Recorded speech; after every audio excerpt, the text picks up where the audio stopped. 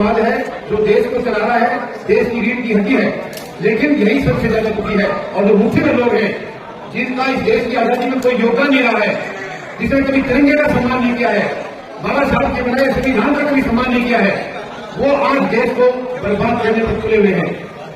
भारत की पवित्र धरती, भारत की संस्कृति और भारत के संस्कार दुनिया में ऐसे कहीं नहीं मिलेंगे, लेकिन आज हमारी संस्कृति को एक किस्म से बर्बाद कर दिया गया है। अब के अध्यक्ष सम्मानित मंच और हॉल में बैठे सभी समर्पित साथी, महिला शक्ति और मीडिया के हमारे भाई,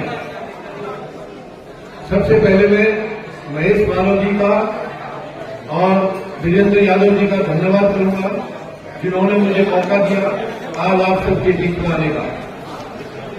मैं आज का जो हमारा सब्जेक्ट है, एक तो ईवीएम का है और बहुसंख्यक समाज की जो समस्याएं हैं उन्हीं पर बात करूंगा। इससे पहले आपको इसी से साफ हो जाएगा, मुझे ये खुशी हो रही है बताते हुए, मैं आपकी बहादुर सेना का एक सिपाही रहा हूं। 30 साल पहले मैं सेना से सेवानिवृत्त होकर आ गया था और तभी से समाज की गंदगी को साफ करने में हम लगे हुए। मैंने कोई जॉब ऑफर नहीं ली है, जॉब मुझे मिली नहीं ऑफर, मैंने रिफ्यूज कर दिया, क्योंकि समाज में जो कुरीतियां हैं, जो गंदगी फैली है, उसको साफ करने का बेड़ा हमने उठाया था। जैसे कि आज मेरा बेटा हमारे बीच में नहीं है, उसने भ्रष्टाचार के बारे में बहुत बड़ी चिंता व्यक्त की थी और मेरे से एक कमिटमेंट लिया था। मैंने उनको वचन दिया था हम भ्रष्टाचार को खत्म करके रहेंगे। दुर्भाग्यवश जिस दिन वचन दिया उससे आज 100 गुना ज्यादा बढ़ गया है। लेकिन मैं और मेरी पत्नी संतोष मलिक, इन्होंने भी एक एनजीओ बना रखा है, मतदाता जागृति संगठन, और ये जो पार्टी का जो गठन हुआ है फौजी जनता पार्टी, ये जंतर मंतर पर आपको पता होगा वन रैंक वन पेंशन की मुहिम चली थी और शायद ऐसे तो वो आज भी चल रही है, थोड़ी सी देर के लिए आते हैं। वो तभी चली थी यानी जब आपको पता लग गया कि ये सेनाओं की भी नहीं है ये सरकार, तो और किसी की हो ही नहीं सकती है। और सेना के अंदर ये जो बहुसंख्यक जो हमारा समाज है, ये सेना के अंदर यूं का यूं है, वहां कोई जाति नहीं, धर्म नहीं, सब बराबर है, एक ही जगह खाना खाते हैं, एक ही जगह सोते हैं, एक ही जगह लड़ाई भी लड़ते हैं, देश की रक्षा के लिए सब एक साथ समर्पित हैं। तो ये बहुसंख्यक समाज है जो देश को चला रहा है, देश की रीढ़ की हड्डी है, लेकिन यही सबसे ज्यादा दुखी है।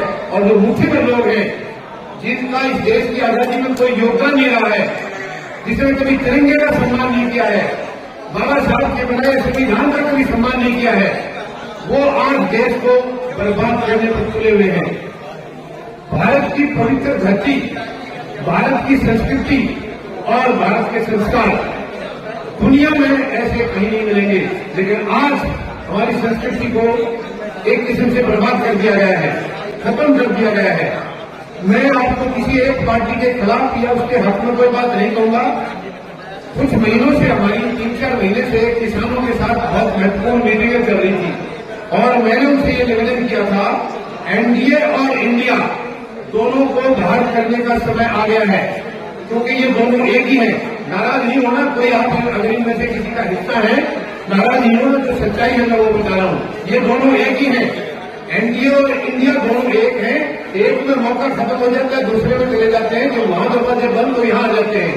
हाल आपने देखा होगा कि क्या हो गया है बिहार में, यानी चरित्र नाम की चीज आज है नहीं। राजनीति के अंदर आज राजनीति सबसे लोएस्ट स्तर पर, निचले स्तर पर पहुंची है, ये शर्मनाक है। इससे ज्यादा दुखद हमारे लिए कुछ हो नहीं सकता है। हम अपने युवाओं को, बहन बेटियों को क्या संस्कार दे रहे हैं, क्या शिक्षा दे रहे हैं इस राजनीति से, बहुत ही दुखद है ये। तो ये जंतर मंतर से एक आवाज उठी थी कि जब ये सेनाओं को भी ये बर्बाद कर रही है सरकार, तो वहां से एक आवाज उठी कि अब सैनिकों को राजनीति में आना पड़ेगा और जैसे हम सड़क पर खड़े होकर देश की रक्षा करते हैं, वैसे अब हमें संसद की रक्षा करनी पड़ेगी।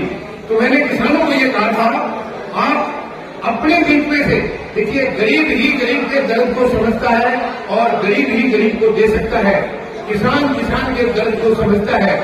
आज जो वहां बैठे हैं सत्ता में, वो ना गरीबी को जानते हैं, ना किसानी को जानते हैं, ना मजदूरी क्या चीज होती है उनके दर्द को नहीं जानते हैं।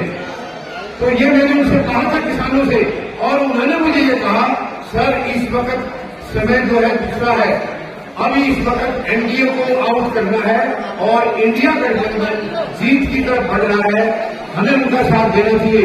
मैंने उसी दिन उनको कहा था एफिडेविट बनवा लो, मैं साइन करने के लिए तैयार हूं, आज ही साइन कर दिए, 4 महीने पहले की बात है। इंडिया गठबंधन एनडीए का मुकाबला नहीं कर सकता, क्योंकि चुनाव से पहले मैंने उनको कहा था, जाकर पूछ लेना, मैंने कहा था चुनाव आने से पहले आधे इसमें से दिख जाएंगे, पाला बदल लेंगे और आगे जो है जेल में जाएंगे। आज वो हो रहा है कि नहीं हो रहा है। किसानों के कल मेरे पास फोन आए परसों, ये नीतीश कुमार का एपिसोड होने के बाद, सर आप सही कह रहे थे, मैंने कहा अभी भी समझ जाओ। तो मैं आप सबसे बहुसंख्यक समाज से निवेदन करूंगा, संतोष मलिक जी जो मतदाता जागृति संगठन चला रही है उसका मकसद एक ही है, राजनीतिक दलों को उम्मीदवार तय करने का कोई अधिकार नहीं है। ये अधिकार है क्षेत्र की जनता को, विधानसभा क्षेत्र की जनता या संसदीय क्षेत्र की जनता, उनको अधिकार है उनका जनप्रतिनिधि कौन होना चाहिए, ये उनको मालूम है। पार्टियों को पार्टी को लाते हैं अपने हित के लिए, गुंडे बदमाशों को ला करके ताकि वो पैसा कमा के उनको दे। मैं आपसे ज्यादा लंबा समय लेते हुए निवेदन करूंगा, विधानसभा क्षेत्र अभी फिलहाल विधानसभा के चुनाव नहीं है, लोकसभा के हैं, विधानसभा के आंध्रा में है, तो लोकसभा के संसदीय क्षेत्र में जनता से संपर्क करके आप अपने अपने उम्मीदवार तय कीजिए। आपका प्रतिनिधि कौन हो सकता है, कौन आपके हितों की रक्षा कर सकता है, कौन किसानों की, गरीब की, मजदूर की हितों की रक्षा कर सकता है।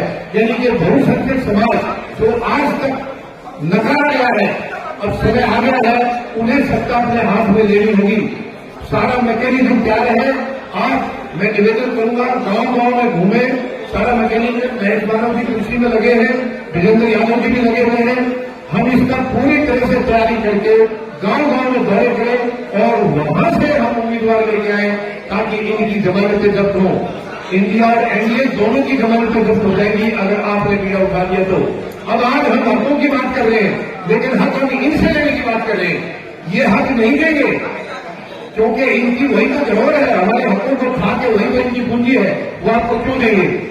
अब समय आ गया है, मैं ज्यादा समय नहीं लूंगा, आप एक हो जाए। हम लोग बटे हुए हैं इसलिए मार खा रहे हैं।